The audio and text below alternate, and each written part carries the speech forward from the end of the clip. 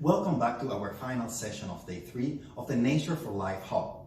Today, we have explored important topics in the realm of policy, agenda setting, and bold action. Now, in our final session of the day, we will be exploring an innovative solution that has massive global potential. We hope you enjoy this next session, the Big Enchilada, mapping nature for people and planet. See you after.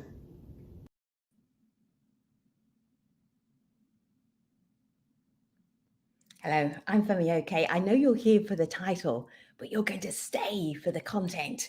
What are we going to be doing? Well, we're looking at spatial mapping, a combination of science, technology, innovation, but we're using all of that to have better nature-based solutions, not just because we've got the tech, not just because we've got the tools, but how do we use them for decision making? We have 3 excellent keynotes who will be talking to you about different ways and uses of spatial mapping. So our conversation starts with Carlos Manuel Rodriguez. He's the CEO of the Global Environment Facility, also known as Jeff, about spatial mapping for policy coherence. Carlos, welcome. Thank you so much. And I'm really pleased to be here to talk about this very specific issue because it's relevant nowadays that we've been generating momentum and political will around the need to protect nature based on the understanding that nature underpins human well-being. In that context, we need to help governments and private sector to really, walk the talk. And in that respect, we need to address an empty space that is within our conservation sustainability agenda. The empty space is within the decision-making processes, private and public sector, the data, and the technology. Sometimes we got the proper institutions and the political will that there is no data. So the impact is minimal. Sometimes we got the data, but we don't have the technology. And sometimes we don't have even the 3 of them, the formal decision-making processes with data and technology. The Big Enchilada wants to narrow down these open spaces within these improved decision-making processes so we can have not just bold decisions, but decisions that can really impact at the scale that we need it. This is the whole effort behind the Big Enchilada, particularly on generating more data. And yes, we may have data at the global level, but when we try to down that at the national or sub-national level, we fail. We fail big time, even though we got probably 2,000 satellites flying all over our planet. And in this respect, we need to really map very well where is nature. But when we talk about mapping nature, we need to understand that we're talking about fresh water, we're talking about forest resources, we're talking about carbon, we're talking about biodiversity, and then you can go in a very granular base and be able to generate a lot of information. As you generate information and narrow the gap within the information and the technology, the best available technology, we can generate something that is missing globally, which is the political agreement at the country level on how we should manage landscapes. We should continue oil and gas and open pit mining, or we should use biodiversity for ecotourism and improve and manage better our watersheds for climate resilience. I mean, this is the kind of decision information that we need so we can have the proper political dialogues at the country level where we can agree on the best optimum use of the land and the resources. The Big Enchilada is this effort, and I'm extremely happy that in a bottom-up approach towards fulfilling the political commitment, the technology and the data is being developed so we can work with countries. Thank you so much, Femi. Thank you, Carlos. We will hear more from you if we get all of our keynotes back together.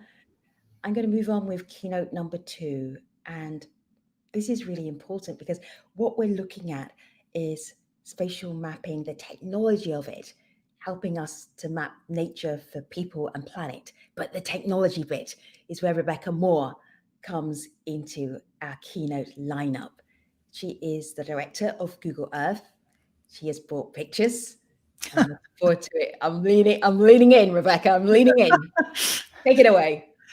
All right, thanks, Femi, very much. I'm really pleased to have the opportunity to speak with you about advances in technology and how they can support better mapping, managing, protection of nature. No surprise, we're facing a crisis with epic implications for current and future generations, our families, our loved ones, our friends. You know, the time to change course is running out. And at Google, we do believe that technology can help advance our understanding of a changing planet so we can take better action for our future.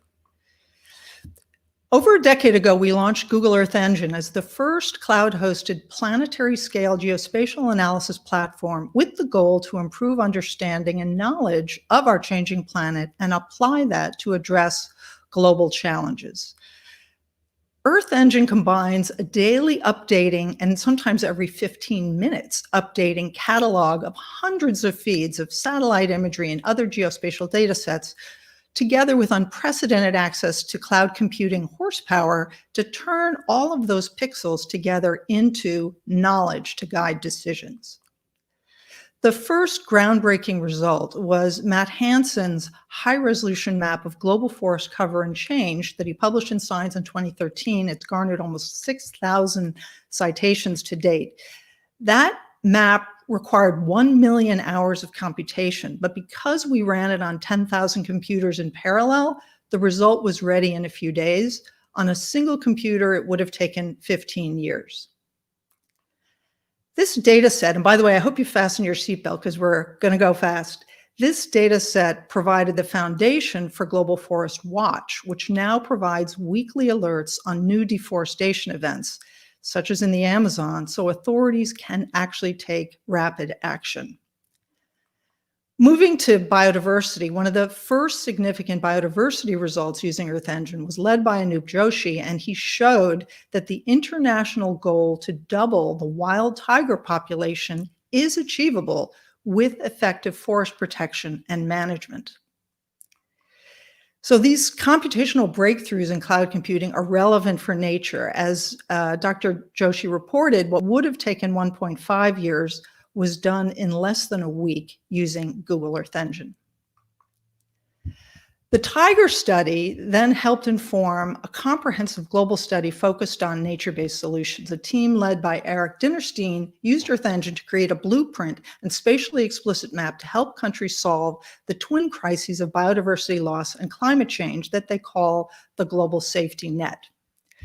So, are we done? Let's see here. Are you seeing? Yes. Are we done? No.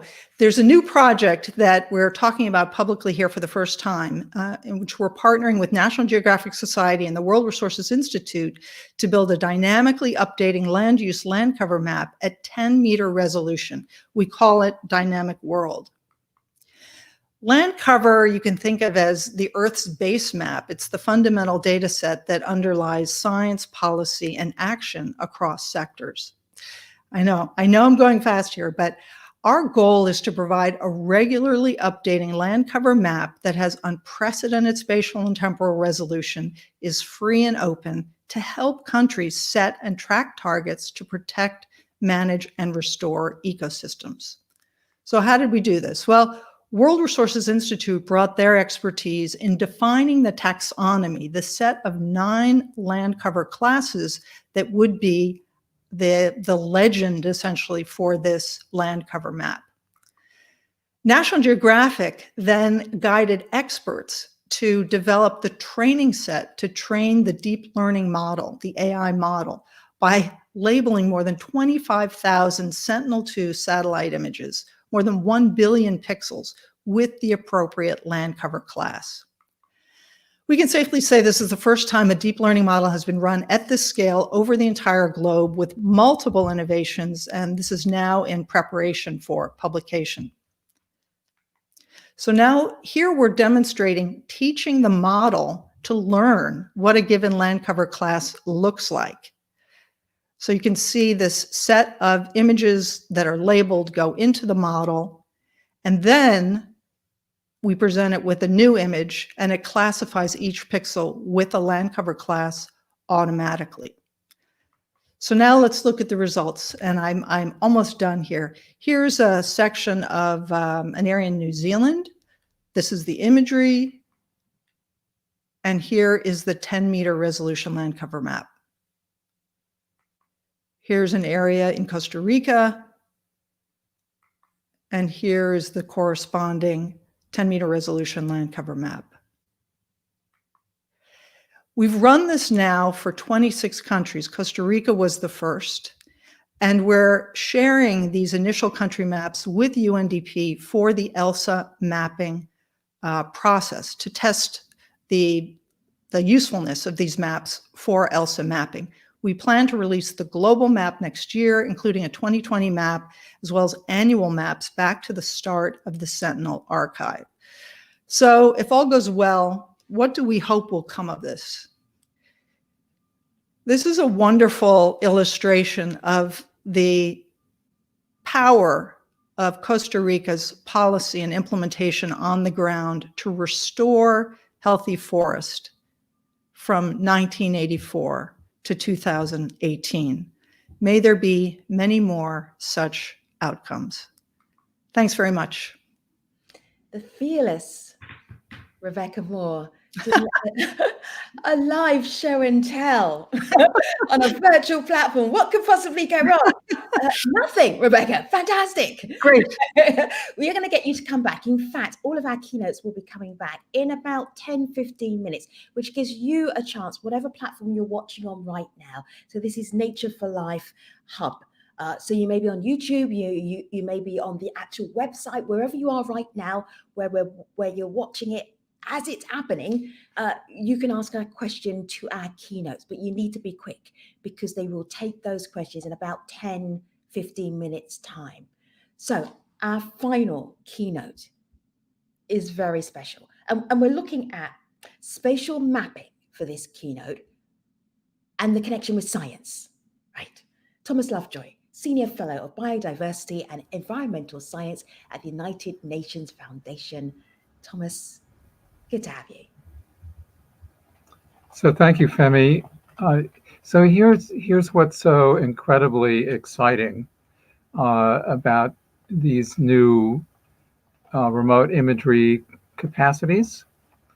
Here we are, it's Biodiversity Week at the UN, and biodiversity is in deep trouble. And one of the reasons it's in trouble is that it basically integrates every environmental problem that humans are involved with. It all affects living things. And similarly, geography and remote sensing is a very powerful integrating tool.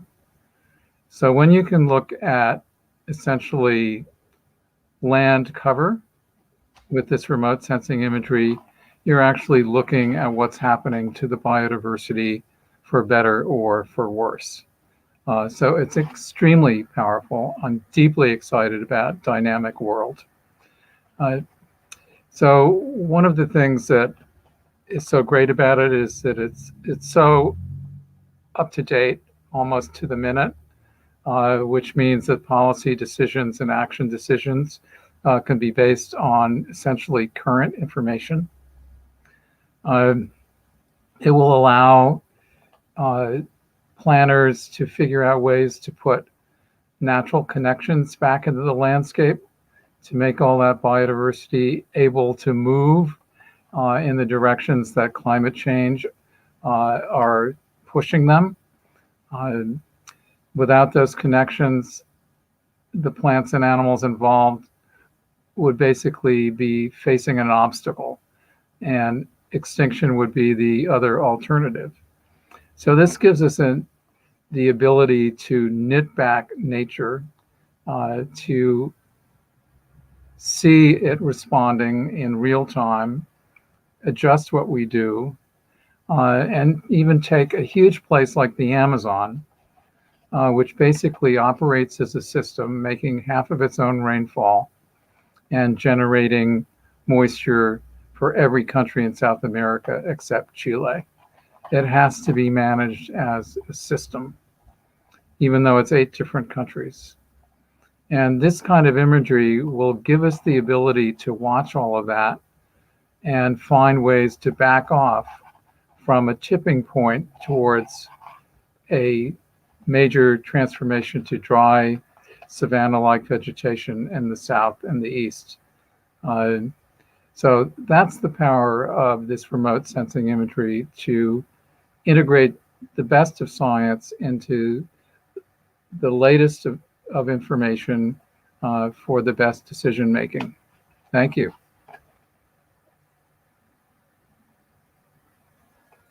Thank you very much, Thomas. We will hear more from Thomas and Rebecca and Carlos in about 10 minutes' time. But first, I want to share with you an extraordinary video. It's audacious in the idea that it is sharing, which is in the future. What we would like to do, what we'd like to happen, is for 50% of our globe to be protected. I did say 50%. Lean in. This video is called The Global Safety Net. Nature is key to rebalancing our global climate system and ensuring a vibrant future for all. Ecosystems absorb carbon from the atmosphere and produce the essentials for life on our planet: fresh water, clean air, and healthy soil. Intact natural lands also help to prevent viral outbreaks like COVID-19. Tragically, in the past 50 years, we've lost half of our natural land, destroying 2/3 of all living creatures on Earth. We must reverse the damage, and we can, by creating the Global Safety Net, a network of land areas that are vital for nature and humanity. The Global Safety Net is the first comprehensive estimate of the total land area requiring protection to solve the twin crises of biodiversity loss and climate change. There are 6 main layers that make up the Global Safety Net. First are areas already protected by governments, totaling 15% of the planet's land. Second are species rarity sites. These are additional areas that need to be protected immediately before rare animals and plants are lost forever. Third are high biodiversity areas, groupings of plants and animals that are vital to maintaining our ecosystems. Fourth are large mammal landscapes, like the Pantanal wetlands of western Brazil, home to the world's largest jaguars. Fifth are areas with a large extent of intact wilderness, continuous forests, shrublands, and grasslands. Sixth are land areas that provide additional carbon absorption and storage, helping to stabilize our global climate system. The Global Safety Net also incorporates an analysis of potential wildlife corridors, areas of degraded land that can be restored to connect ecosystems back together, allowing nature to be more resilient as the Earth warms. Taken together, the layers of the Global Safety Net total approximately 50% of the world's land, offering a blueprint to restore our biosphere, helping to keep global temperature rise below 1.5 degrees Celsius, and providing the ecosystem services vital to our survival. Over 1/3 of these lands are communally held by indigenous peoples, which demonstrates the importance of safeguarding territorial rights for these communities. You can explore the Global Safety Net through a new web application, which displays how every country and region can contribute in different ways towards this common goal. Visit gsnapp.org to learn more about your region and how it can contribute towards a world in which nature and humanity coexist and thrive together.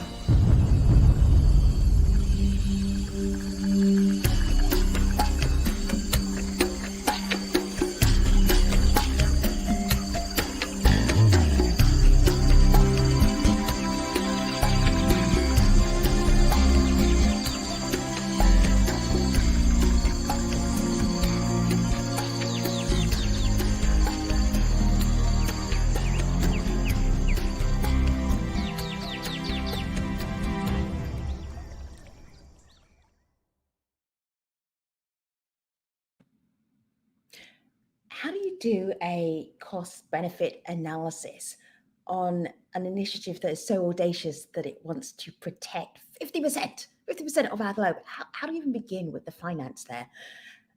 You don't have to, because Juko Hopman, who's associate partner at McKinsey and Company, has been crunching the numbers for us.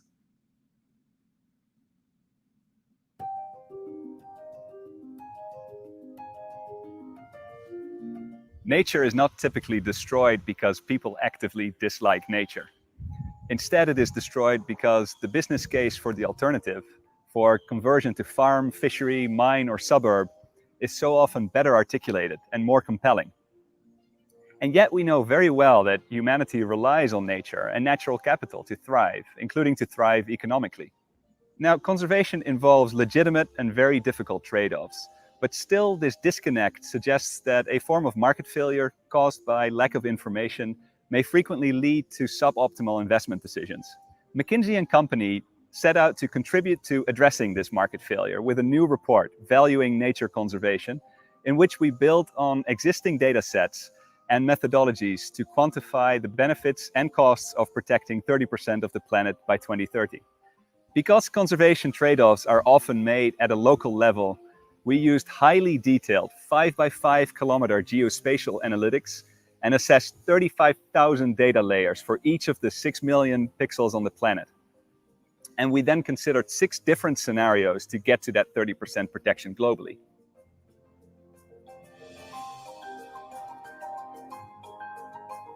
Depending on the scenario, we find that protecting 30% of the planet could reduce atmospheric CO2 by 0.9 to 2.6 gigatons annually. It would create or protect about 30 million jobs and safeguard a total of $300 to $500 billion in GDP. And it would expand the protected habitat of 32,000 species threatened with extinction on average by 2.2 to 2.8 times, as well as decrease the risk of future disease outbreaks by protecting areas with high concentrations of zoonotic diseases.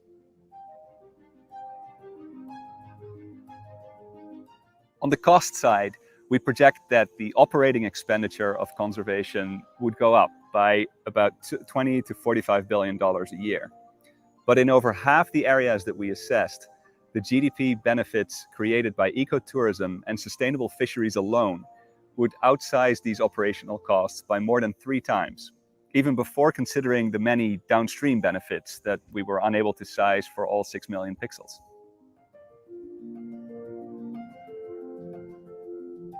Taking this forward, we need to develop the natural business case at the decision maker level, nation by nation, reef by reef, and forest by forest. Based on successes we've seen and had a chance to contribute to in public health, we propose that one powerful platform for action on this front would be the establishment of alliances that can pool resources and expertise to accelerate conservation projects and enable decision makers at all levels to more optimally allocate resources towards conservation.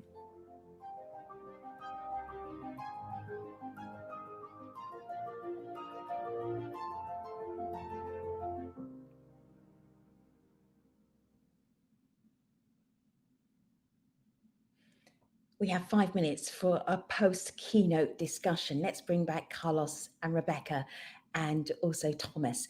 Now, you may remember Carlos talked about policy, Rebecca talked about tech, and Thomas talked about science. What struck you, Carlos, as you were listening to your co-keynote speakers? What resonated? One very basic element that Rebecca brought to all of us, which was the satellite images of Costa Rica, Central Pacific part of Costa Rica, where my country, where in 25 years we were able to double the size of our forest. Well, we tripled the economy. We went 100% renewable energy, and the population doubled, proving that protecting nature, restoring nature, and protecting nature is not a burden to growth and prosperity and income. But what did really work in Costa Rica? Well, we put the decision making, we narrowed the gap within decision makers and data and technology. And this is what we want to do now at the global scale. Rebecca, what resonated for you as you were listening to your co-keynote speakers? What was, oh, that was good. I just think we're all so much on the same page, and we all have to be on the same page, because no sector of society, whether it's, academia or government or tech, is going to solve this alone. So we have to find common language. We have to set common goals. We have to, put our shoulders to the plow together. And I felt that all three of us are really on the same page. And, I think I'm very excited about being able to contribute technology to support the policy goals and the biodiversity scientific goals articulated by Carlos and Thomas. Thomas. So we have the data, we have the urgent mission to restore nature on this planet and create a better future for humanity. And it will be very exciting to do it. It'll be a grand adventure with great rewards at the end. We have 2 minutes left. I'm going to use them. This is from one of our delegates watching on our virtual platform. What are each of your visions for bringing these tools together to meet the bold commitments we heard from world leaders this morning as part of the Leaders Pledge for Nature, where some 64 leaders says we are pledging our country, we are going to get behind biodiversity and be actively involved in it. That was some question there, but I'm going to ask you to give me your elevator answer, because we're going to move on pretty quickly. Thomas, for you, how do you make this happen? Well, I think basically we need a new social concept of embedding human aspiration in nature. Rebecca? We're there. We're all in. We're at your service. We're ready to be the IT department for nature. Just put us to work. Well, I like that. As long as you've got a good IT department, not one of those ones that never pick up the phone.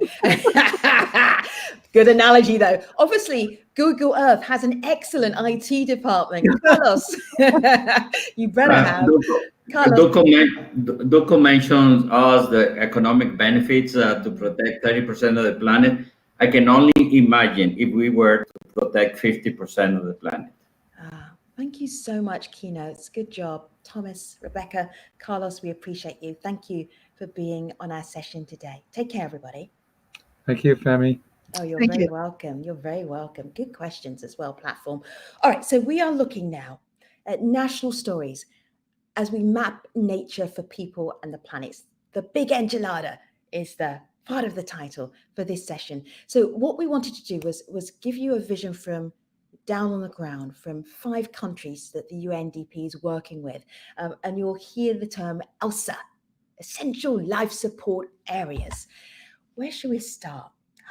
Carlos will be very happy with where we're starting. We're going to start in Costa Rica with Andrea Meza. She's the Minister of Environment and Energy of Costa Rica. And also Rafael Monge Vargas. He's the Director of the National Center for Geo-Environmental Information of the Ministry of Environment and Energy of Costa Rica. That is some very long business card.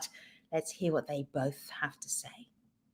Hello, my name is Andrea Meza, and I am the Minister of Environment and Energy of Costa Rica.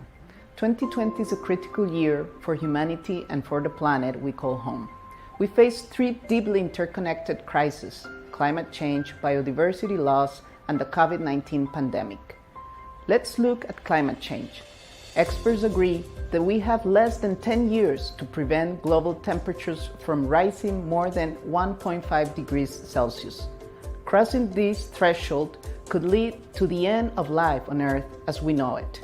For Costa Rica, climate change will likely put our 1,300 kilometers of coastline at risk, degrade our valuable forests and wetlands, and destroy our tourism sector, which generates around 30% of our jobs, exacerbate inequalities by affecting women, indigenous people, and most vulnerable populations, such as those living on the coast, much more strongly. Just as we cannot wait to battle our global pandemic, we cannot wait to fight our global climate emergency. We must act now. Hello, my name is Rafael Monge, and I am the Director of the National Center of Geo-Environmental Information of the Ministry of Environment and Energy of Costa Rica. In Costa Rica, we are telling the story of nature for climate. As we look at the world around us, we need something to hope for. Working with the world's best scientists, we created a map of hope. A map we call the Big Enchilada. Why? Because it combines diverse ingredients using an innovative recipe to create a great output. Our ingredients, national and global spatial data. Our recipe, cutting-edge scientific methods. Our output, a map of hope that charts a way for us to take action to address the crisis of our times. This map of hope provides us with 3 simple solutions: protect, restore, manage. Protect. Protect nature to safeguard biodiversity and the services it provides to humanity. Restore. Restore nature that has been degraded by human actions. Manage. Manage nature to provide food and ensure human well-being. This is not an static map. It is a tool that breaks sectoral boundaries to address the climate emergency and ensure sustainable green recovery from the global pandemic. Our ministries are using the map for planning across our nation. We're using these approaches to provide inputs to Costa Rica's agro-environmental agenda, building climate resilience, support the development of our country's decarbonization plan, showing how nature can play a critical role to prevent future climate change, improve the management of Costa Rica's territory to obtain greater benefit from its iconic biodiversity, and green urban areas, improving living conditions in the city. And this is just the beginning. Just as this work is breaking sectorial boundaries, it is also breaking national boundaries. Colombia, Kazakhstan, Peru, and Uganda are also creating maps of hope that put nature at the center of sustainable development. This is critical to our vision because just as climate change transcends national boundaries, so must our solutions. Maps of hope can guide us to take action on nature for climate, on nature for life. They can be a tool for accountability to the world on the Paris Climate Accord and the Sustainable Development Goals. From Costa Rica, with partners like UNDP, we believe that this is a unique opportunity to recover better. If we join together, we can achieve sustainable changes. We can ensure a greener, more inclusive, and resilient future. Join us.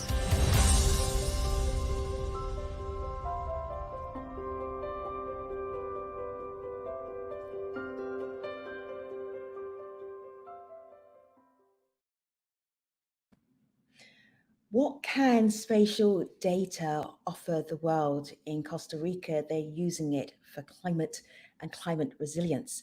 In Uganda, we are going to bring you an example of using spatial data for mapping nature for safety and well-being in Uganda. And I will get Thomas Okrut, who's Executive Director of the National Environment Management Authority, and Francis Ogwell, who's from Natural Resources. He's the Manager of Biodiversity and Rangelands in the National Environment Management Authority. They will explain how they're using spatial data in Uganda.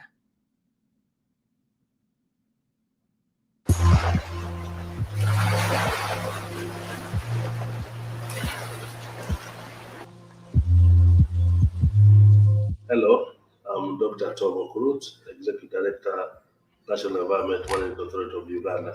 Uganda is blessed with the extraordinary biodiversity. We have over 18,000 species of flora and fauna, and constantly rank among the topmost 10 diverse countries in the world.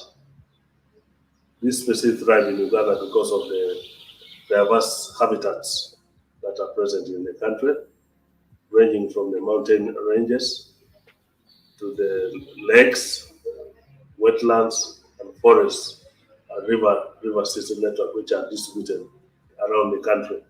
However, Uganda, like most of the countries, is facing the challenge of encroachment on these natural ecosystems, mainly due to human-led environmental degradation imposed by increasing populations. So this is causing not only a threat to the environment and economy, but the very safety of our people. Forests can no longer effectively perform their expected roles, like stopping landslides. Wetlands can no longer absorb excessive waters because of reduced surface area, and the result is catastrophic. Of recent, you can see that the destruction of nature therefore makes us not only vulnerable, it's definitely killing us. There is no time to lose, and we must act now, therefore, to stop that change.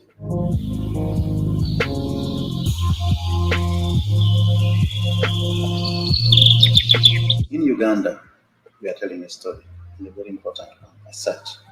The story is about the importance of nature for human well-being and also for our very safety on this planet. We have got in Uganda the third National Development Plan that supports the importance of nature in reducing disasters and risks. It emphasizes and recognizes the importance of protected areas and calls for restoration of degraded ecosystem. With our local scientists, we are creating a map that is focusing on the importance of nature for people. That map is actually going to show us how and where we need to take action to protect nature for people. And it is not just a map, but also we are building a story in this whole intervention.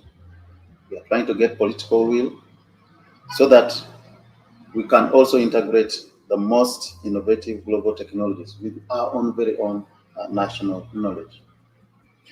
We have got top priorities in the countries as far as protecting nature for people is concerned, and this is stopping landslides, preventing flooding, keeping our regional ecosystem intact as much as we can, safeguarding our iconic ecosystem. So what we do is to engage a diverse group of stakeholders so that we together determine the priorities that are most important for Uganda. In using these inputs, we then work together with our own scientists and run a rigorous analysis, spatial analysis, to come up with a result. And what is that result? It is a map, and we are saying it is a map of hope that charts a clear course of nature-based solution that is needed for Uganda. So if we follow the map of hope, which we have come up with to protect, manage, and restore our landscapes, we can achieve our goals for nature and for human safety as well as human well-being. The post-2020 Global Biodiversity Framework is going to be adopted to give us direction for the next 30 years to put nature back to a path to recovery. And spatial data is one of those that has been seen will play a very critical role in the implementation of that framework.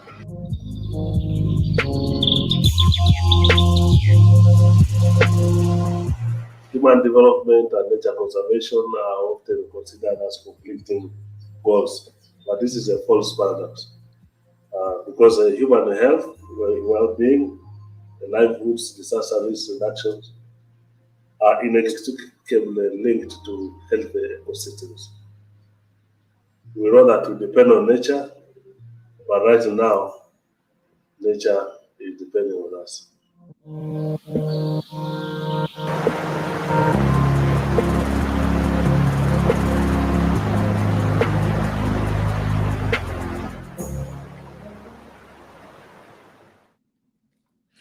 I'm making notes down here. Nature is depending on us. Map of hope. Sounds so poetic, doesn't it?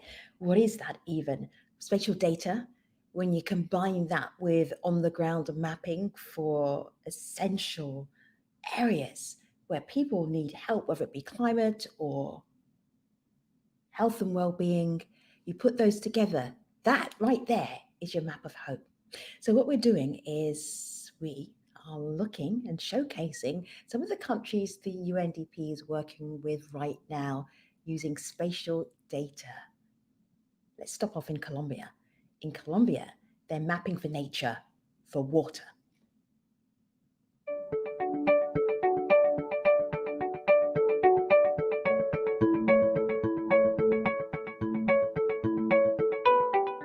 Soy Hernando García Martínez, director general del Instituto Humboldt. Colombia contiene el 10% de toda la biodiversidad del mundo.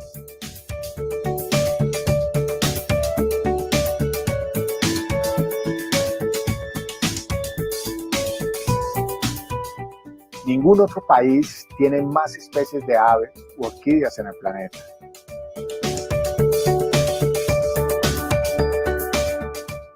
Tiene más de 90 tipos diferentes de ecosistemas.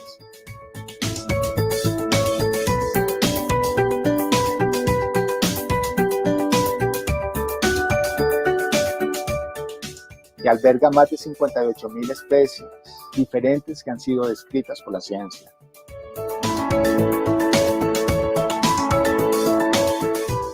En Colombia, el agua es vida. El agua ha dado forma a nuestra cultura, esa Colombia anfibia. La naturaleza filtra y limpia el agua de la nieve y la entrega suavemente a los arroyos y riachuelos que fluyen hacia las personas, las ciudades y las industrias. Solo Bogotá usa millones de litros de agua al día de estos ecosistemas naturales para sustentar a sus cerca de 7.5 millones de habitantes.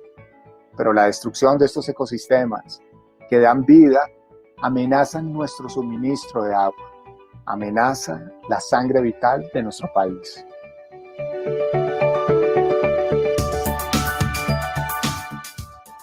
Soy Fernando Flores Espinosa, gerente de la Región Administrativa de Planificación Especial del Centro de Colombia. En el país contamos la historia de la naturaleza por el agua, una historia para garantizar el agua limpia para nuestro futuro. Pero para proteger el agua que nos da la vida necesitamos de datos. Datos que mapeen nuestros ríos y cuencas hidrográficas.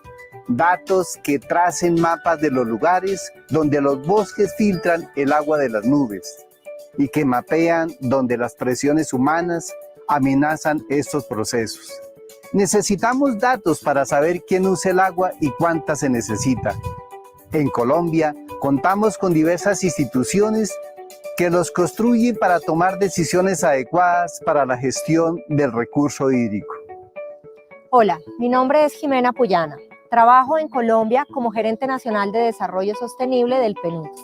Junto con científicos nacionales e internacionales estamos creando un mapa que nos permitirá saber de dónde viene el agua para 15 millones de personas.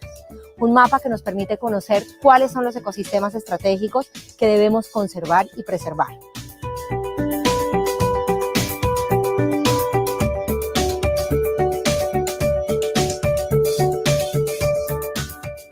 Junto con esta información, los tomadores de decisiones con apoyo del PNUD podrán decidir mejores políticas públicas para la preservación de un recurso tan importante como es el agua. Los invito a todos a unirse alrededor de esta estrategia, tener mejor información, ponerla en mapas, saber en dónde están los lugares más importantes para la protección del agua, es vital no solo para esta generación, sino por supuesto para las generaciones futuras.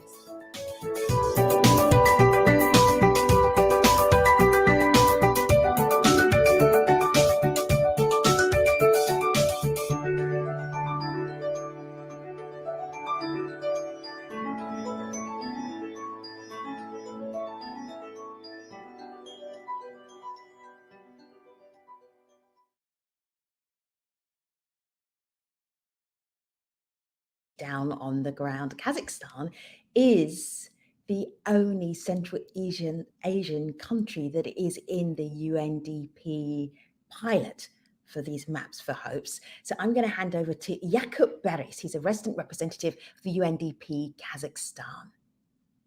Hello, my name is Jakub Beris and I am UNDP resident representative in Kazakhstan. The Republic of Kazakhstan has been bestowed with rich biodiversity that provides water, food, fuel, and other resources to its people. but we are watching these riches slip from our fingertips. Our steppes, once shimmered with an ocean of grasses, nourishing nomadic herders and their animals, now unsustainable agricultural practices, climate change, and land encroachment have turned wide swaths of these grassland to desert. The Aral Sea, once the world's fourth largest lake, in another time held diverse fish beneath its sparkling waters. Now humans have changed the course of the rivers that fed this vibrant inland sea, reducing it to 1/10 of its former size. This loss, one of the world's worst environmental disasters, has severe repercussions, diminishing our access to fish for sustenance and water for irrigation. Kazakhstan is not alone in this crisis. Across the region and around the globe, climate change and poor land management are incapacitating our food systems. Once thriving, our fields are turning fallow, our livestock are struggling to survive. The earth is sounding an alarm, and we have no choice but to respond. Kazakhstan tells the story of nature for food. Our food systems cannot be restored through a single solution. The forces behind land degradation are vast and varied, but spatial data can cut through the noise. Kazakhstan is creating a map of hope to reveal where we can take action to combat environmental degradation and attain food security. To do this, we are drawing on the world's best data. Our scientists and policymakers access premier global spatial data sets through the UN Biodiversity Lab, including data on desertification and land degradation, agricultural suitability, carbon stores, clean water supply, vital areas for biodiversity, and land cover, among others. With this input data, informed by national expertise and data, our map of hope will help us to discover where we can transform Kazakhstan's valuable steppes and inland seas to invest in a food-secure future.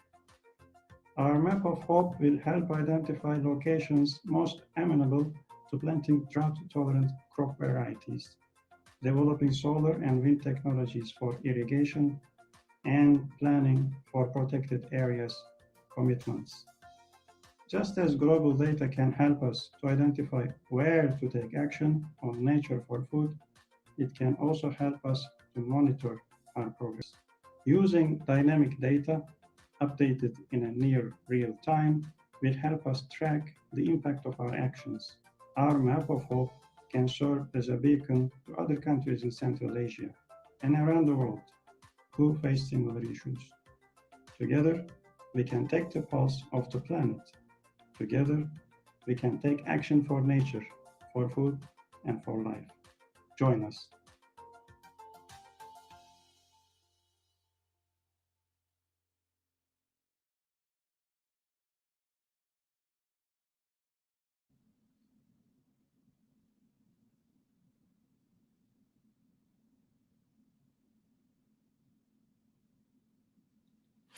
In our tour of countries where the UNDP is running pilot programs for spatial data, we have been to Costa Rica to look at mapping for climate.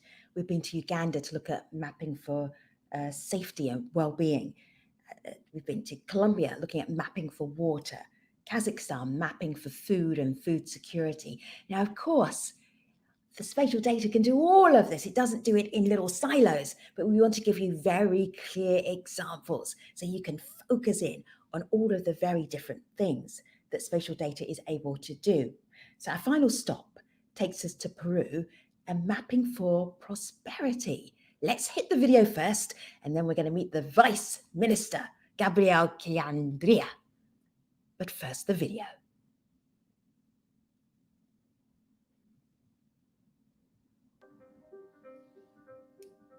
Mi nombre es Gabriel Quijandría y soy el viceministro de Desarrollo Estratégico de los Recursos Naturales del Ministerio del Ambiente. El mundo lucha por respirar.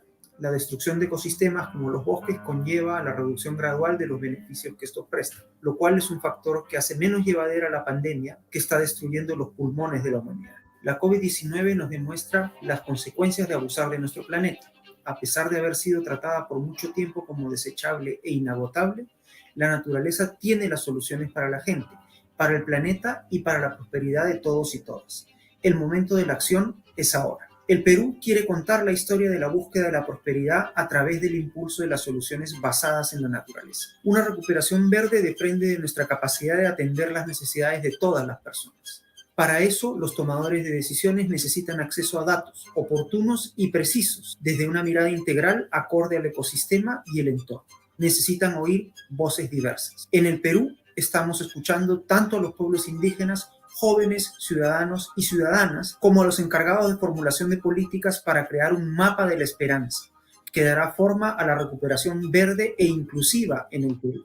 Desde la vibrante región amazónica de Ucayali hasta los límites de nuestro país, este mapa se basa en diversos conocimientos, datos y necesidades. Nos mostrará cómo la acción local y la acción nacional pueden ir de la mano para curar los pulmones de nuestro planeta y de nuestra gente. Nos mostrará también cómo acciones sostenibles sobre la naturaleza pueden llevar a la prosperidad. El COVID-19 es un síntoma de una mayor emergencia planetaria. Para prevenir otra crisis como esta, no podemos volver a lo de siempre. Debemos reimaginar la normalidad. A lo largo de la existencia de la vida en la Tierra, la naturaleza ha sabido regenerarse luego de grandes catástrofes. Y lo seguirá haciendo, con o sin humanos. Somos más bien nosotros los que no podemos vivir sin la naturaleza, y por ello debemos tomar medidas para salvaguardarla y así asegurar nuestra propia supervivencia.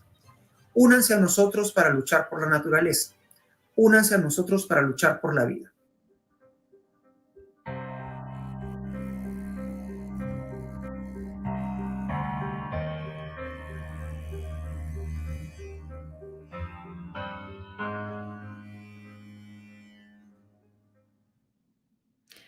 We are joined by the Vice Minister, fresh from his video. It's really nice to see you. We have a question for you already. I'm going to pose this question to you. Hi, Vice Minister, you with us? All right, fantastic.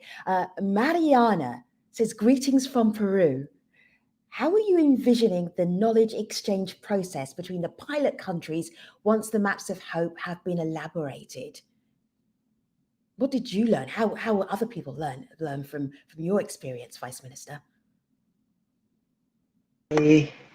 Hello. I think that would be very, very interesting in terms of being able to compare the knowledge and the information we're gathering with these maps. For instance, we have some similarities to Costa Rica, but also we have similarities with Kazakhstan. We have a desert, coastal desert areas that we can learn about how the experience they had with the RLC, for instance, and avoid that to happen to us with our irrigation projects in the coastal areas. So I think there is room for cross-learning between different countries in terms of generating evidence for policymakers to take the right decisions, including nature as part of the solutions. Taking in account that nature has overcome bigger crises than COVID-19. But we haven't. So we need nature to be part of the solution, to be part of the toolkits that we apply to solve the problem. You know, when we have these videos, Vice Minister, we've had plenty of videos and we will have some more, and you only ever put the great stuff in the videos. You never put the challenges in the videos. Your video was beautiful from Peru. We saw communities, we saw nature. It was so beautiful. But what would be one challenge that you would tell people? Because that is the reality check from the pilot program. What would you share? One thing. I think the main challenge will be to show that this is an opportunity. The crisis we are facing right now is an opportunity for us to go faster and deeper in the transitions that were already happening. The transition to production chains that are free from deforestation, the transition to sustainable energies, the transition to electromobility. So things that were already happening, but not happening in the right speed. So there can be the idea of we need to reverse that. We need to go slower. We need to go back to past models, past business models, or past models of management of the territory or the natural resources. And I think that it's not the situation. We need to move forward. We need to press harder in the right direction, to press harder in the direction of sustainability. And we need evidence. We need hard data, that it's the one that it's generated by these maps, for us to show us how good we're doing, and we are achieving these results we're hoping for. Thank you so much. We really appreciate your time. I will let you get back to your life, because it sounds very hectic back there. Vice Minister, I appreciate your focus. Thank you very much for joining us today. Thank you.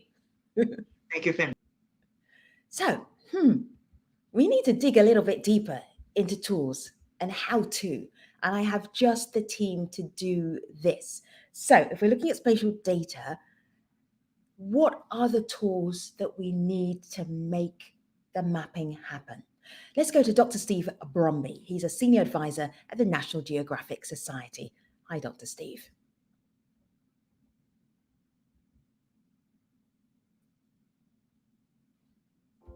World leaders planning a path to a greener, more inclusive, and sustainable future need a new type of map, a dynamic map of the world that can be made automatically and updated continuously, that can inform decision makers about what and where to protect, restore, and manage, and that lets us observe the impact of our actions. Researchers at National Geographic Society, Google, and World Resources Institute are working together to make this map. We call it Dynamic World, and to make it, we have to teach computers to help us see and understand the world in new ways and at a previously unobtainable scale. World Resources Institute developed the labels we use to map the planet to support applications across the Rio Conventions and achieve the UN Sustainable Development Goals. Google provided European Space Agency imagery at 10-meter resolution, enabling 1,000 times better resolution than existing global maps. National Geographic Society assembled a team to label tens of thousands of images across all major land types. We have produced over 1 billion human-labeled pixels, 10,000 times more labels than previously available. Google trained a machine learning model and is producing maps of countries, building towards a global map, using vast amounts of data and compute. Our team is now working with countries through UNDP and UNEP World Conservation Monitoring Center to demonstrate how these maps can be used to enable nature-based solutions. Nature for Climate, restoring forests in Costa Rica. Nature for Water, protecting coastal wetlands in Colombia. Nature for Food, managing agricultural land in Kazakhstan. Nature for Prosperity, supporting a green recovery for indigenous peoples in Peru. Nature for Safety and Well-being, reducing disaster risk in Uganda. Our hope in producing this map and making it available to all for free is that leaders and countries will use Dynamic World to help illuminate and protect the wonder of our world.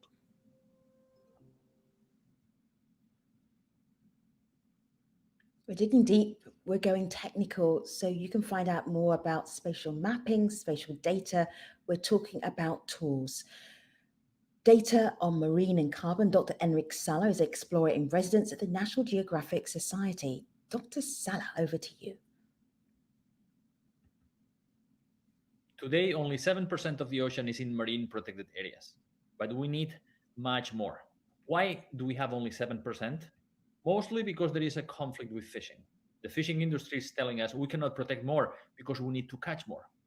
But fisheries have been declining globally since the mid-90s. And today, 82% of the fish stocks are overfished.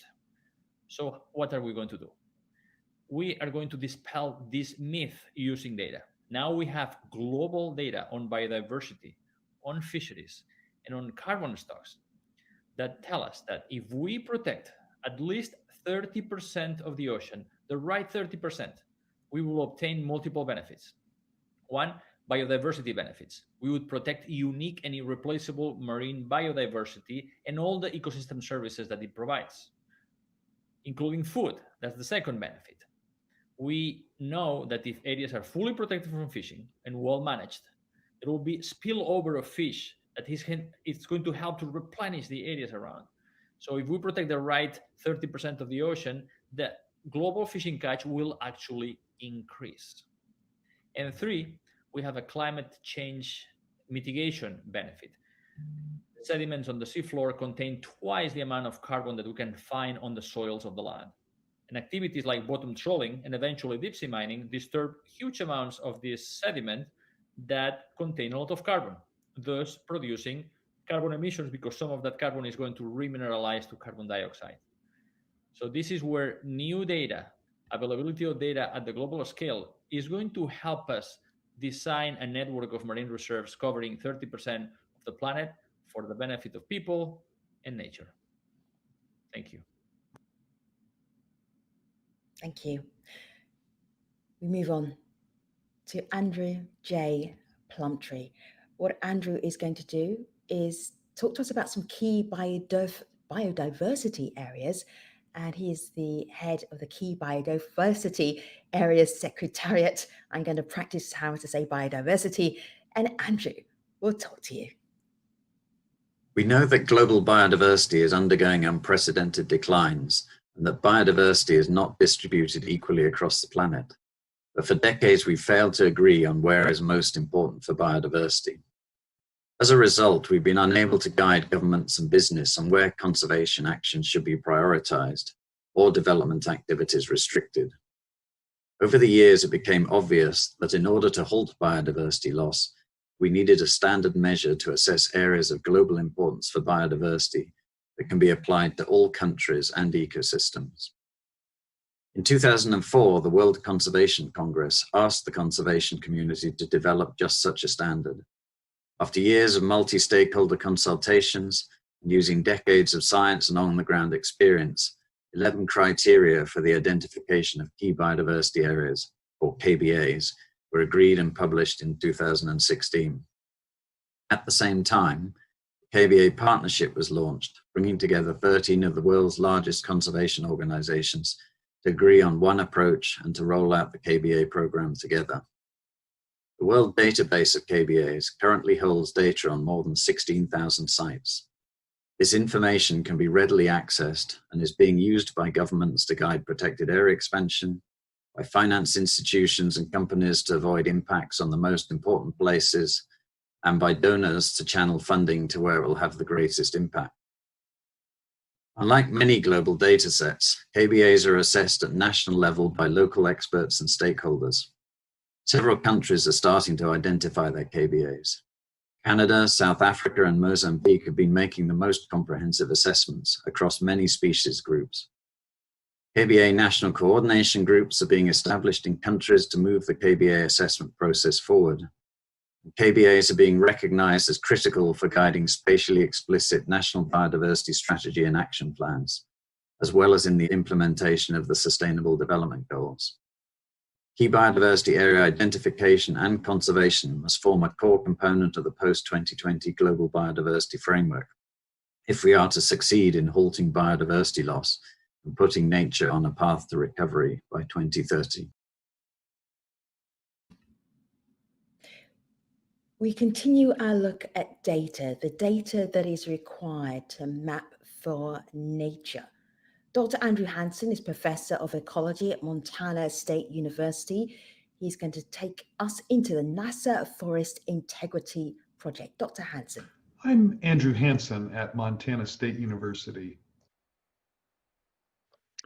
The global community set targets to protect a large area of forests by 2020, but they did not consider the quality of those forests. High-quality forests are important for biodiversity, carbon, water, and livelihoods.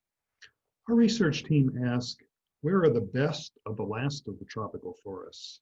Without knowing, governments cannot take action to safeguard these areas. To answer this question, we use 3 types of satellite data to map forest structure and human pressure. We then combine them in an index of forest structural integrity. We discovered that high integrity forests comprise only 1/3 of the moist tropical biome, are mostly unprotected, and are rapidly being lost.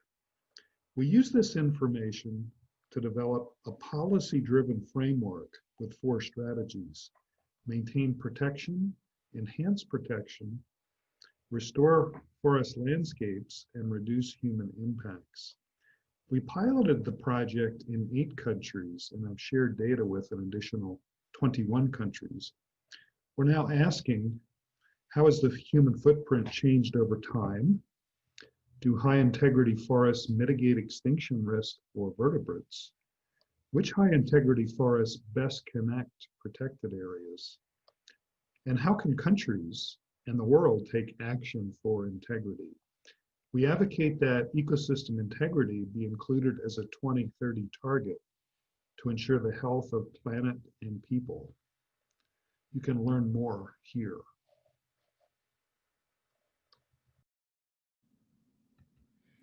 I'm going to pivot now from data to tools, and we're going to have a look at the nature map. Here's Guido. Hello, we're very pleased to launch Nature Map today. Nature Map is a new decision support tool for integrated strategies covering biodiversity, carbon, water, and other nature services. This work has been led by IASA from Austria, the International Institute for Sustainability in Rio, SDSN, and UNEP-WCMC. We've launched Nature Map because national biodiversity and climate strategies make too little use of maps today, even though, of course, we all know that such maps are vital for understanding the challenges and charting integrated strategies for biodiversity, nature-based solutions, and climate. Spatial data is becoming more increasingly available, but it remains fragmented and hard to access for many users. This is what Nature Map aims to address. Our decision support tool is publicly available together with all its data on the UN Biodiversity Lab webpage. We're very grateful for financial support from the government of Norway. This map shows global conservation priorities if one integrates across biodiversity, carbon, and water. It gives you a sense of the kind of data that Nature Map can generate. This can be customized at local, national, and regional scales. Users can add data, remove data, change weights. In addition to conservation priorities, we're also looking at restoration.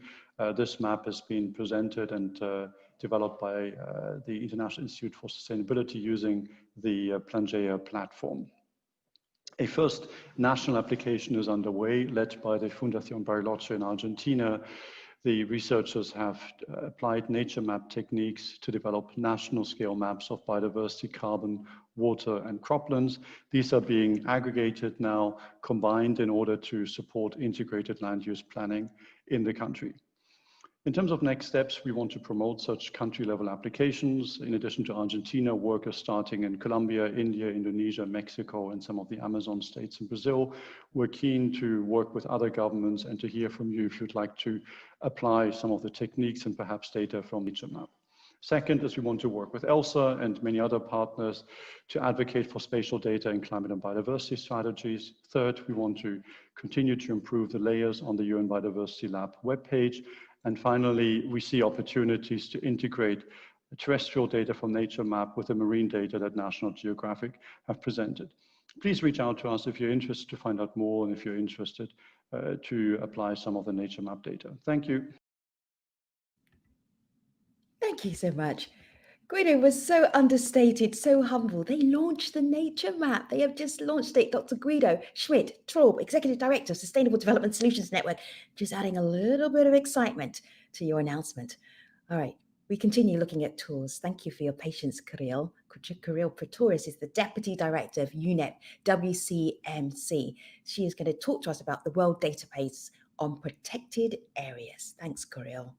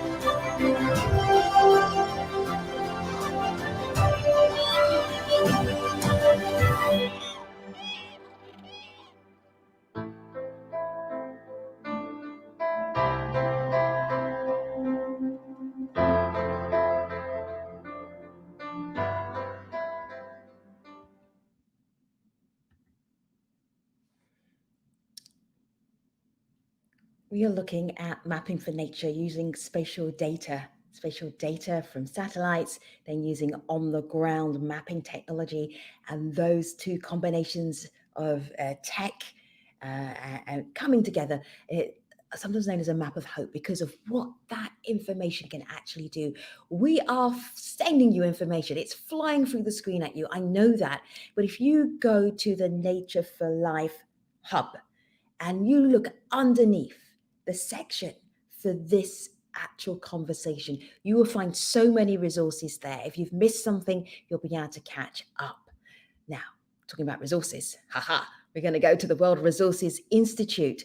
Dr. Janet Ranganathan is the Vice President for Research at Data and Innovation at the World Resources Institute. And Dr. Ranganathan will tell us about Resource Watch. Thank you. Resource Watch is a one-stop open shop for finding, visualizing, and sharing actionable information on the state of the planet and its links to people.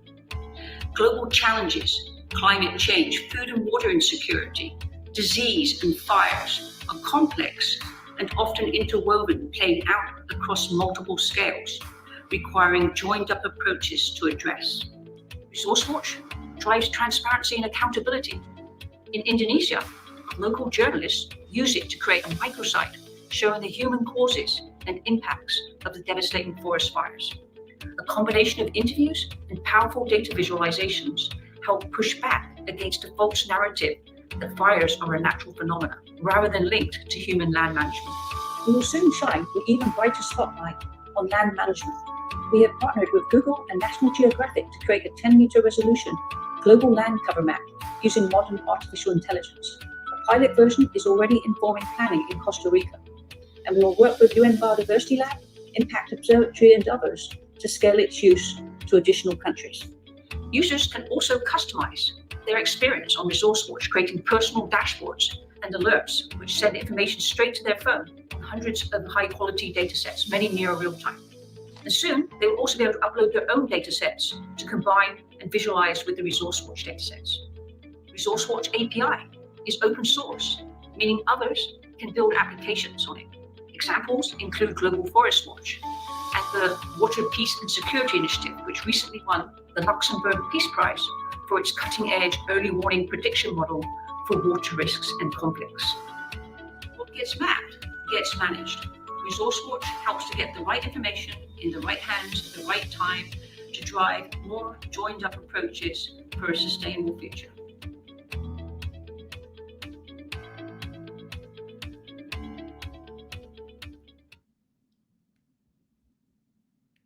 There's so many tools in our toolbox. It's pretty much overflowing. We were talking about the data, first of all, data that is available to map for nature. And then we pivoted to the tools, and you have been hearing from various different organizations from around the world, from various established, extraordinary science teams about the tools that they are able to use for spatial mapping. We go now to Jeffrey Parrish from the Nature Conservancy.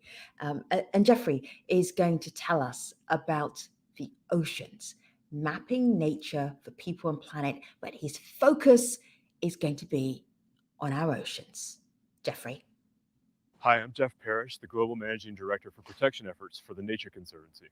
I'm honored to share with you today how the Nature Conservancy is using data to map a course for the future of nature, people, and the planet. This is the first year of the last decade we have left to address the biodiversity crisis and to protect living carbon reserves in nature to ensure we meet our planet's climate goals. TNC was founded in the 1950s by scientists, and we're driven by science every day.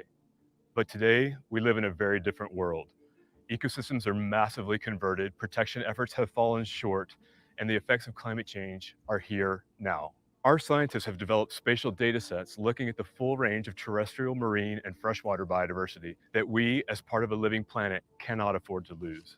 With Conservation International, TNC has mapped these living carbon reserves as well as biodiversity. Losing these stores of carbon would erase all the gains we could make with the expansion of renewable energy. We're therefore overlaying these innovative assessments of biodiversity assets and living carbon reserves so that we can double down on the absolutely most important landscapes and seascapes that will save all species, including our own. The threats are significant.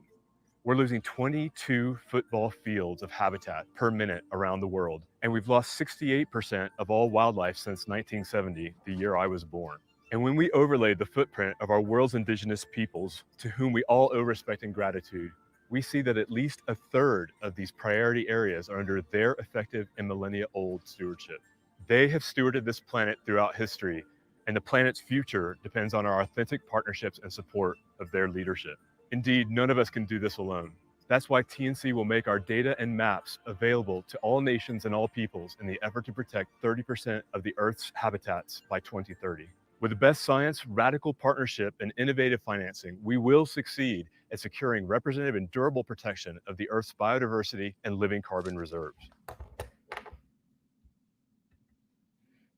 There's one person who can bring this all together. We are looking at tools and data for making maps of hope. And there's one person who can hold it all together, because there's one person who's holding all of this together for Nature for Life Hub, and that is Jameson Irvin, Dr. Jameson Irvin. She's the manager of the Global Program on Nature for Development. If you don't understand this session after you've heard her, then you need to go home. You may already be home. Dr. Irvin, over to you. More than 2,000 satellites stream data every second. We've generated more data in the last 2 years than in all of human history. But are we using this data to make better decisions on the ground to solve our most pressing environmental challenges? I'm Jameson Irvin, and I'd like to share how we at UNDP are helping governments and communities map nature to achieve their own sustainable development goals. Suppose you care about water security in Tanzania, a country that depends on intact forests for its water security. You could start with a map of Dar es Salaam's hydroshed and a map of forest cover or forest cover loss, and perhaps of protected areas. But data alone is not enough. It's the insights and the decisions that flow from those insights that matter most when it comes to actions on the ground. That's why we created the UN Biodiversity Lab, to help decision makers go from data to insight to decision. We can identify where forests are most important for Dar es Salaam's water security. We can ask where we need to restore forests, protect and manage intact forests, and improve existing protected areas. The result is a spatialized action plan for improving Tanzania's water security. But what if you want a map that tells you where to protect, manage, and restore nature to achieve all of your nature-dependent goals, not just water? Areas important for goals like carbon storage, or threatened species, or cattle, or goats, or crops. At UNDP, we are pioneering a process that allows decision makers to create a map of essential life support areas, where decision makers can dial up and dial down different values to customize their own map. In Costa Rica, for example, the government started with a map of land cover and added a layer of biodiversity intactness, carbon storage, of human impacts, of protected areas, and many other layers, and combined these layers into a single map that shows where Costa Rica can protect, manage, and restore nature to achieve all of their nature-dependent goals. They even added a layer for urban trees to help cool San Jose. That's cool. In January, UNDP and partners will launch UN Biodiversity Lab 2.0. This upgraded portal will allow users to choose any location and summarize key metrics, gain insight by visualizing trends over time, and display these insights geospatially. UN Biodiversity Lab 2.0 will provide key analytics, such as the amount of carbon in protected areas and ecological intactness. These analytics can form the basis of national targets and indicators that can inform global targets set by the Convention on Biological Diversity. At UNDP, our hope is that the UN Biodiversity Lab can transform how governments and communities use data to map nature for people and for the planet. Thank you very much, Jamie. Finally, we are bringing together a group of people from the private sector, from NGOs, from groups that work with Indigenous communities in grassroots areas, and basically ask them, how are they using spatial data? How is that helping you towards sustainable development? And I have such a great group. We're going to throw them all up together. And we have Rachel, Giovanni, Johnson, and Julia. And we're going to put them up so you can see them. Nice pictures. Let's see how their pictures compare with them, really. Yeah, pretty good, actually. Hello. Pretty good. Hello there. Yes, Giovanni, I can hear you. You need to put your video on. We'll wait for you. We'll ask you last. All right, Johnson, introduce yourself to the world. Thank you very much. Thank you for the invitation. I'm Johnson Cerda. I'm indigenous, Quechua indigenous from the Ecuadorian Amazon. I'm born in the jungle and I have a lot of experience, in stuff of the jungle. I'm working now with the dedicated grant mechanism for indigenous peoples and local communities with Conservation International. Fantastic. Rachel, what do we need to know about you to appreciate you in this panel? Hi, Femi. Hi, everyone. Well, my name is Rachel Barret. I'm the head of environmental leadership within L'Oréal, a big giant in beauty. I'm in charge of sustainability agenda for the group, leading some different programs on biodiversity and climate, and implementing our new L'Oréal for the Future sustainability ambition for 2030. Fantastic. Hello there, Julia. Tell everybody who you are. Hi, Femi. I'm Julia Stellari from Unilever, and I work in sustainable sourcing. I'm part of the team that helps to bring to action Unilever's commitments to climate and nature. All right. So as soon as Giovanni is ready, camera ready, we're going to bring him back into the conversation. He's going to sit tight there for a moment. I really want to ask all of you what your commitment is with spatial data and how you're using it. Julia, do you want to start first of all? Sure. So, we believe that to tackle the problems that we have today around climate change, biodiversity loss, deforestation, and inequality, it's really important to have visibility to what is happening on the ground, because we believe that through that transparency, we can achieve transformation. And so we're working with data such as geospatial data, Earth observation, geolocation tracking, in order to really get a better understanding of what is happening, where our commodities are being sourced. Because ultimately, in order to change what is happening on the ground, we need to be able to direct our partnerships and our relationships to the places where the action and the change needs to happen. Julia, can you give me an example of that? I'm trying to imagine that, but this is probably bigger than I can even imagine. Give me one example. So I see how Unilever is using spatial data. Sure. So I can reference a partnership that we just recently launched with a company called Orbital Insight. And with Orbital Insight, we are working to understand what the very early stages of our supply chain look like. So for example, using geolocation tracking in order to understand that first mile, the connection between the suppliers that we are sourcing from and their sourcing locations looks like. It's very early stages, so it's still too early to say exactly where it is developing, but we think it's a kind of quite a promising technology because of its ability to scale. Right. Okay. All right. So it's baby steps right now. Johnson, for you, how are you using spatial data? Can you describe it to us, please? Well, I would start saying that historically maps only show, populated areas, and in my case in the Amazon, only green for forests with little dots for villages. But currently having access to the spatial data and, updated maps, indigenous people can see the forest loss and impacts coming close to their community. Traditionally, we do have, as indigenous peoples, areas already demarcated using our collective indigenous knowledge and wisdom. Mapping the use of the resources in our territories has been really, really important exercise to claim the land title in Guyana, Venezuela, and many other countries in the last perhaps 25 or 30 years. So even we are happy with our information currently getting into the maps, we have some concerns. First of all, the compatibility of the maps. I'm not an expert, but I've heard a lot about that. Based on the work we are doing on the ground and how the government or what type of information the government wants actually to receive. Also, it's important to highlight that it is important that there is information that some communities do not want to be public. I've seen in the maps, the oil companies' spaces, you can see that. Same thing in the communities, we have spaces that we don't want to show, and communities that we don't want to show. With the map is really interesting that we can see everything, but there are some spaces that we don't want to, show to others. Mm-hmm.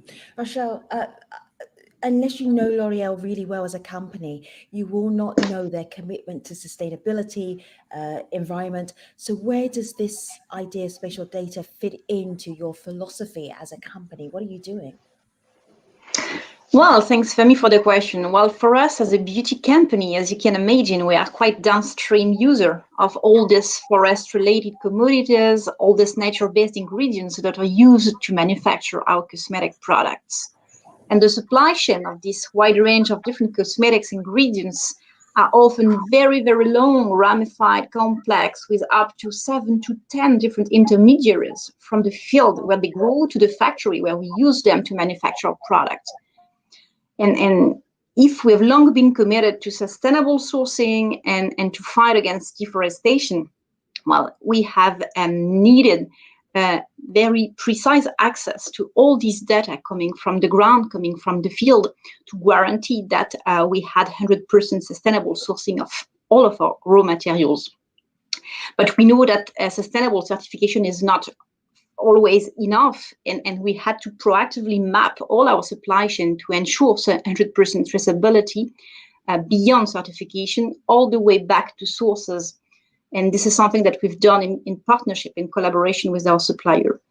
And for some specific case, if not all, but most of them, the direct access to the data from the field, thanks to spatial data, have been instrumental because it provided us a very powerful lever to independently assess and mitigate all our risk far beyond our first-year suppliers, but also to monitor in real time all our intervention on the ground with suppliers, even indirect suppliers, and all the external partners like conservationists or experts NGO working with us and our indirect supplier on the ground.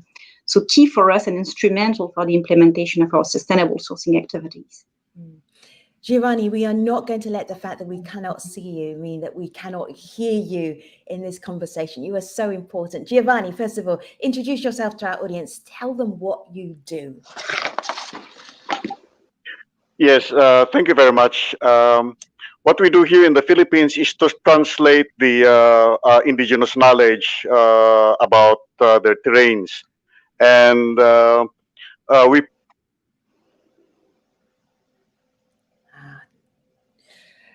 we will see if we can get the audio of Giovanni back. This is a live session, so anything is possible in this live session. So we will just leave him there, leave a little black hole there. Hopefully he'll come back to us. Do you know what I was thinking, panelists? And this is my question for you, and then you can start asking each other questions. This sounds extraordinary. We have sat for 90 minutes listening to tools and technology and how spatial data may well be able to or can help us in all sorts of different areas in our life in terms of food and climate, water, all sorts of things. Everybody was listening, paying attention. How much does it cost, though, as a business? Is it something that only big companies can do, or only you can do if the UNDP is there helping you? Johnson, do you want to handle that first of all? Yeah. Is there a cost to the new technology? Often it tends to be expensive, then it comes down.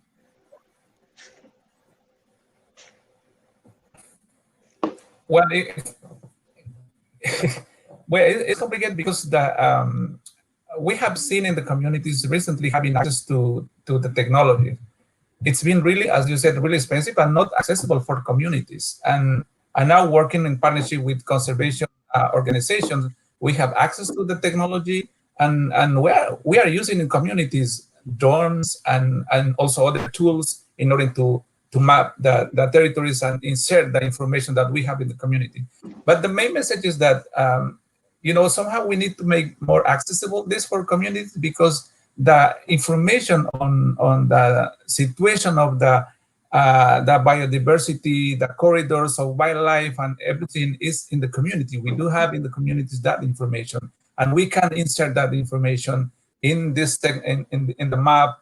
And also, I think the science can help us to strengthen the process communities are doing to manage and protect the biodiversity. So opening a little bit more, to be accessible, that technology, that will help a lot of communities. Mm-hmm. Going to Rachel, with a lot of the work that you're doing, you're pioneering, you're kind of ahead of anyone else in the industry. How does that make life either difficult or easy if you're out there before anyone else is out there, especially if we're looking at spatial data, spatial mapping? Well, you're right, Femi. This is a lot about innovation, and a company cannot tackle that kind of sustainability issue and challenges alone. So we really needed to associate our supply chain, partners, meaning our first-tier suppliers, but beyond them, all the suppliers involved in our supply chain. And one of the key aspects of our successes and achievements on the field have been our ability not only to push for a top-down approach, requesting for traceability data or precise monitoring, but really building this kind of new tools, technology approach in partnership and in collaboration with all the supply chain actors, especially the suppliers, so that to share these tools and that to enable them to use this spatial data also for the monitoring of the sustainable supply chains. So collaboration has been key to push that kind of innovation in our case. We were very patient. It was worth the wait. Giovanni, we see you. If you press unmute, that little microphone there, the blue microphone, press it, and then we'll be able to hear you. And then we will be able to have your contribution in the conversation. Yes. Now I'm so happy.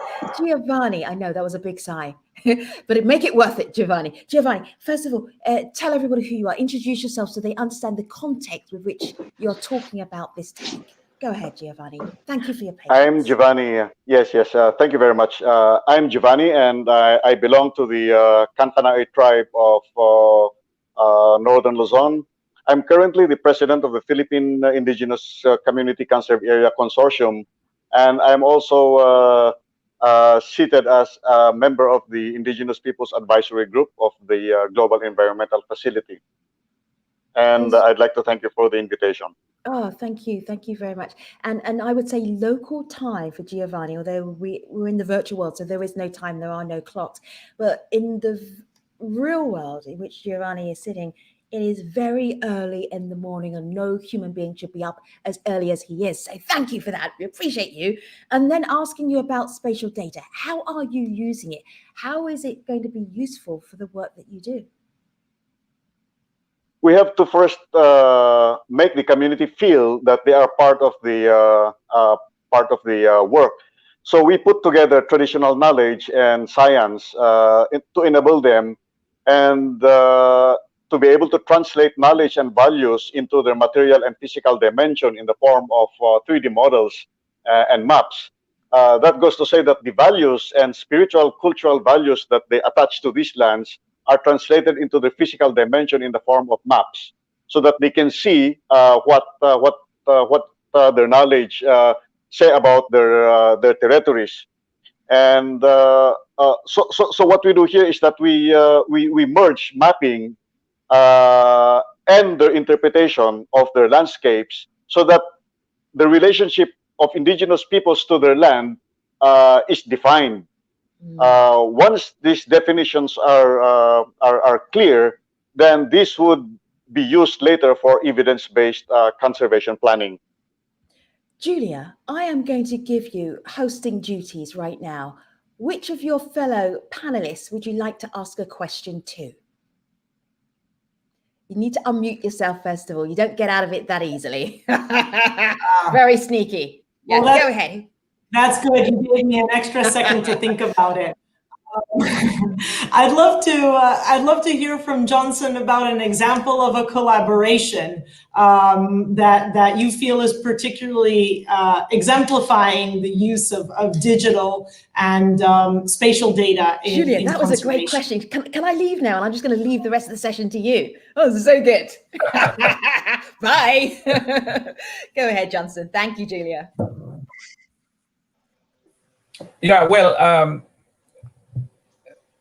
the example that we have a lot working with indigenous communities, the essential idea is that we have to provide training and tools to the communities in order to have the real information from what's going on there. And in some cases that I've seen a lot doing some exercise in terms of corridors, for instance. Actually, in my own community, using this kind of information, we've been working on see how we can establish a corridor for the wildlife. Actually, we know already, where the wildlife it's going, but I've seen that it's helping a lot in order to work a little bit in the buffer zone of a protected area that we have in the community. So it's helping a lot, but the idea is how we can, provide these tools and training to communities, and not just to bring people to work in the community and then go away, but it's better to leave the information, the experience, expertise in the community in order to expand the work we are doing there. Giovanni, as you had so many valiant efforts to join us, I am going to give you hosting duties. Ask one of your co-panelists a question that is relevant and on topic.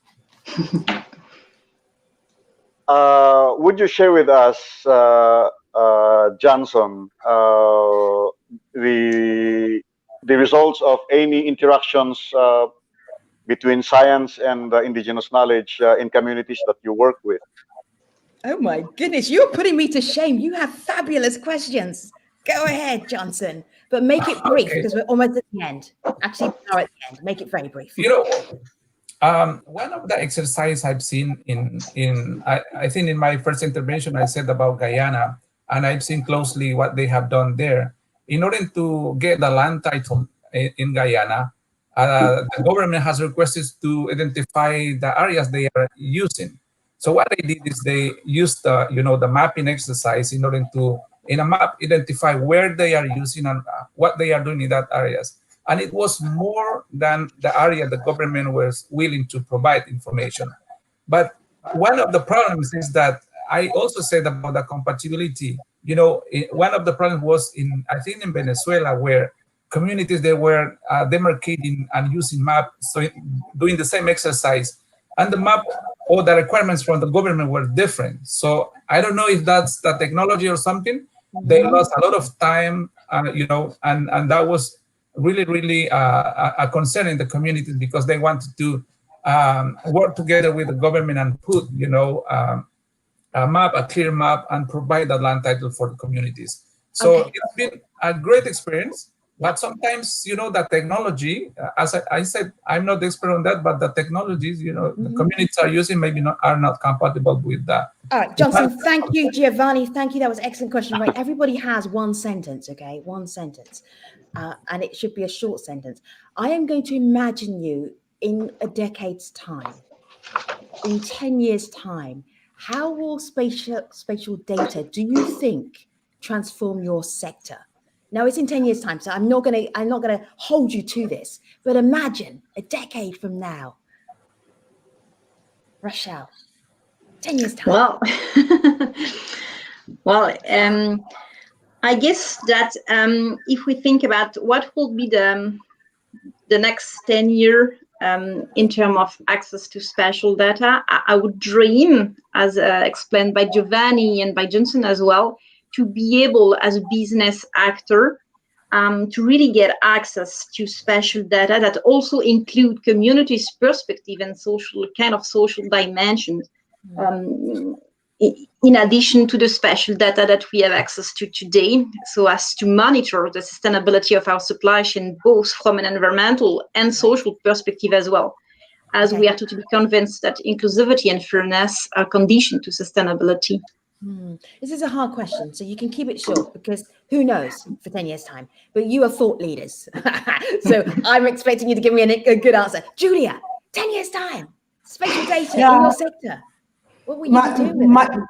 My hope would be that the digital angle and the power of geospatial data really help to foster unprecedented collaboration through the transparency that it generates so that we can engage the people, the communities, the private sector actors, the public sector actors, our supplier partners in making the changes happen on the ground which need to happen to tackle nature loss and climate change.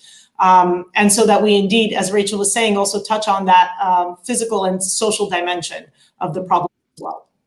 Johnson. Used by Rachel in terms of inclusivity. I believe that it's important that we need to integrate the knowledge from communities and the willing of the government to work on sustainable development and not just use this information to make policies against sometimes communities. So it's important to have, integrate inclusivity and work on vision for the future. We do have that in communities, and I believe conservation organizations also are willing to help their communities on that. Yeah. Giovanni, I'm going to give you the last word because it almost took the last word to get you into this conversation. Take us forward 10 years' time in your sector. Yes. By 2030, the indigenous peoples of the world shall have reclaimed their lands, shall have all those who have been dispossessed because of mapping, shall have reclaimed their lands, and culture and nature affinity shall have been strongly reaffirmed. This is why we work so hard to make sure we had you in the conversation, Giovanni. What a wonderful way to end on. Giovanni and Johnson and Rachel and Julia, you're an excellent panel. I appreciate you. Thank you very much indeed. Thank you. You're welcome. Thank you. This wraps up our session. You're welcome. Mapping Nature for People and Planet, the Big Enchilada, part of a whole series called Global Ambition. I think we absolutely aimed high. Thank you for being part of this session. My name is Femi OK. Take care, everybody. Thank you all for tuning into our third day of the Nature for Life Hub. What an astounding lineup of panelists and speakers we have had so far. We cannot wait for you to join us for our last day tomorrow as we celebrate local solutions, hear from incredible youth activists and indigenous leaders, and officially recognize this year's Equator Prize recipients with an award ceremony. That is all happening tomorrow on natureforlifehub.org, at UNDP Live on Twitter, and Equator Initiative on Twitter as well. We'll see you there.